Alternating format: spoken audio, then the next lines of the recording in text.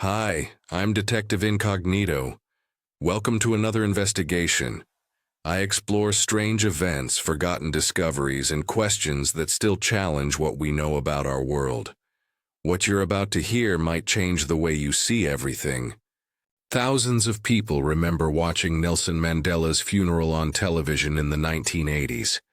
They recall news footage of his widow speaking, riots in the streets, a nation mourning its fallen hero. These memories are vivid, detailed, emotional. There's only one problem: it never happened. Nelson Mandela didn't die in prison. He was released in 1990, became South Africa's president, and lived until 2013. Yet these false memories persist across the globe, shared by people who've never met, describing events that never occurred. This phenomenon became known as the Mandela effect, and it reveals something unsettling about human memory. Subscribe now to discover why your memory might be lying to you in ways you never suspected. Like this video if you've ever been absolutely certain about something and discovered you were completely wrong. This is the story of how scientists discovered that memory isn't the reliable recording we believe it to be. The discovery began in 2009 at a science fiction convention. Fiona Broome, a paranormal researcher and consultant, was having a casual conversation about recent news. Someone mentioned Nelson Mandela's continuing influence. Broome stopped. She distinctly remembered Mandela dying in prison during the 1980s. She could visualize the television coverage, the funeral, his widow's emotional speech, the riots that followed. She'd discussed it with people at the time. The memory felt completely real. When she mentioned this to a security guard at the convention, his response shocked her. He remembered the exact same thing. Same time period. Same television coverage. Same funeral details. Broome realized something extraordinary might be happening. When she returned home, she created a website documenting her experience. Within weeks, responses flooded in. Thousands of people reported identical memories of Mandela dying in prison. The details varied slightly, but the core memory was consistent, across completely unconnected individuals.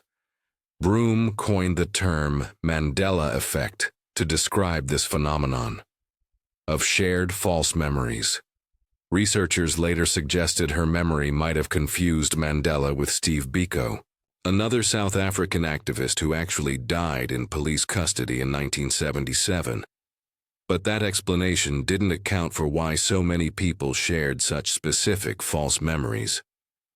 Broome herself proposed more controversial explanations, involving parallel universes and quantum realities. The scientific community remained skeptical, but increasingly intrigued by the underlying phenomenon. The Mandela effect extended far beyond Nelson Mandela's supposed death. Researchers began cataloging hundreds of shared false memories.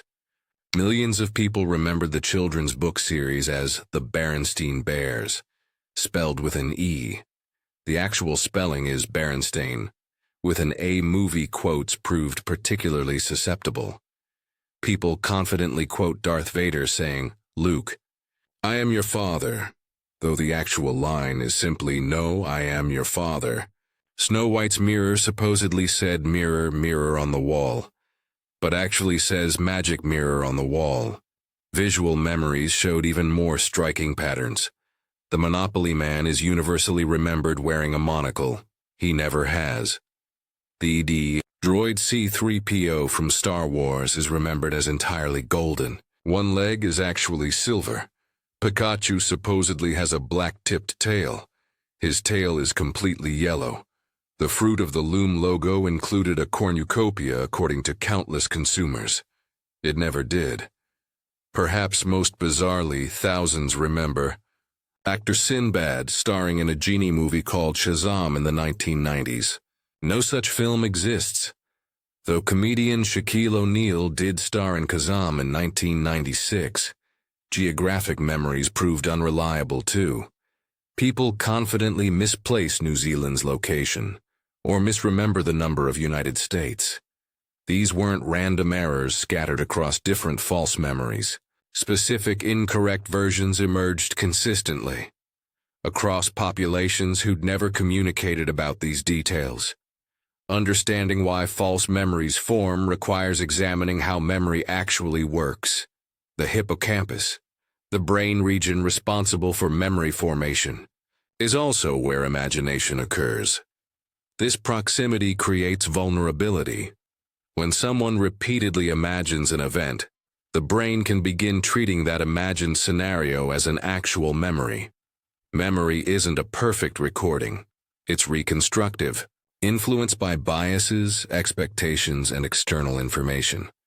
Scientists developed fuzzy trace theory in the 1990s, demonstrating that memory stores both verbatim details and general impressions called gist. Often, gist storage dominates, allowing incorrect details to fill gaps. Suggestibility plays a crucial role. When people encounter false information from seemingly reliable sources, they can incorporate it into their memories without realizing the substitution occurred. Social media amplifies this effect dramatically. A misquotation like, "Luke, I am your father," circulates millions of times. Each exposure reinforces the false version. Eventually, even people who've seen the actual film multiple times might recall the popular misquotation instead. Source confusion further complicates matters. People remember information but forget where they learned it, potentially attributing imagination or suggestion to direct experience. Prior knowledge fills gaps unconsciously. Viewers expect protocol droids to be uniformly colored, so C-3PO's silver leg goes unnoticed, until explicitly mentioned.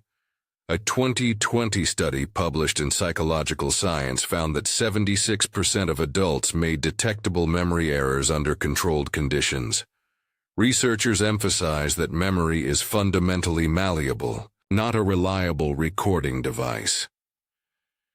Between 2020 and 2023, psychologist Wilma Bainbridge at the University of Chicago collaborated with researcher Deepasri Prasad to investigate whether visual Mandela effects could be scientifically validated. Their work built on earlier research by Philip Isola at MIT in 2011, which discovered that memorability is a stable property of images. This finding launched an entire field of memorability research, generating over 800 papers. Bainbridge and Prasad designed experiments testing whether people consistently chose the same incorrect versions of famous icons. They created 40 icon sets, each with one correct version and 2 manipulated alternatives. Participants selected which version they believed was accurate. Results were striking. People consistently chose identical wrong versions. Even after researchers showed them the correct image, participants selected incorrect versions minutes later when tested again. In drawing tests where participants recreated icons from memory, they spontaneously reproduced the same systematic errors. For Pikachu, the majority chose or drew the black-tipped tail version, despite it never existing. The research demonstrated that visual Mandela effects are real, consistent, and reproducible across populations. However, investigators found no single universal cause. Different icons appeared to trigger the effect through different mechanisms. The phenomenon was environment-dependent rather than purely subjective, meaning specific features of images themselves contributed to the false memories, rather than individual psychological quirks alone. As research advanced, new concerns emerged about technology's role in creating false memories. Between 2023 and 2025, artificial intelligence image generation became remarkably sophisticated. When an AI-generated image of Pope Francis wearing a Balenciaga puffer jacket went viral, millions believed it was real.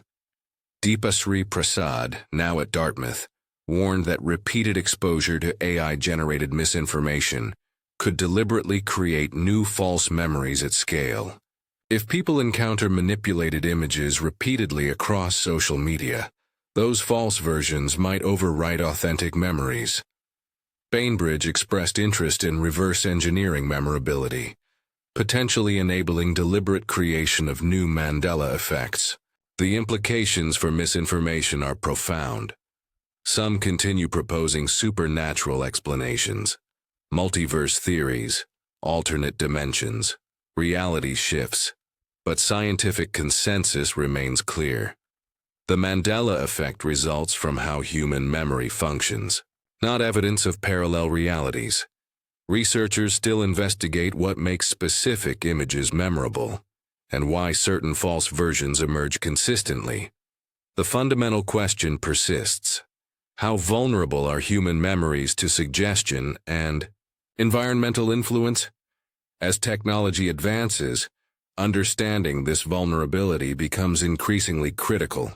What the Mandela effect ultimately reveals is that memory is not an objective recording of reality.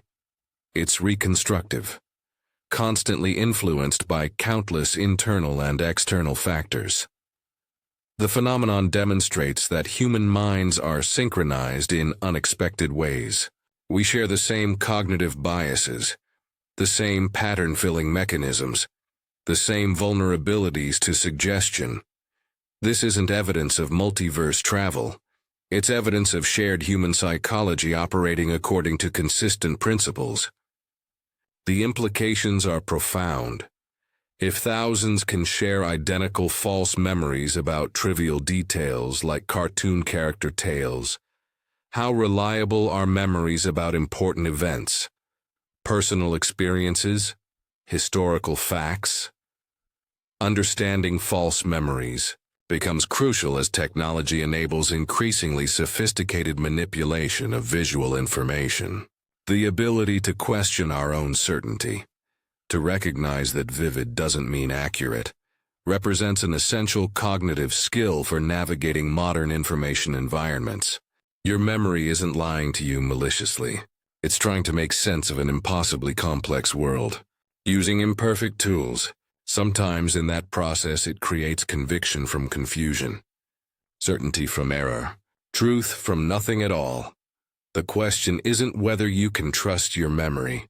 The question is whether any of us can, and the answer, uncomfortable as it might be, is that we must approach even our most confident recollections with humility and willingness to discover we might be wrong. If you liked what you just saw, like the video, subscribe to the channel and activate the bell. Leave your opinion in the comments below to let me know what you thought. Thanks for sticking around and see you in the next video.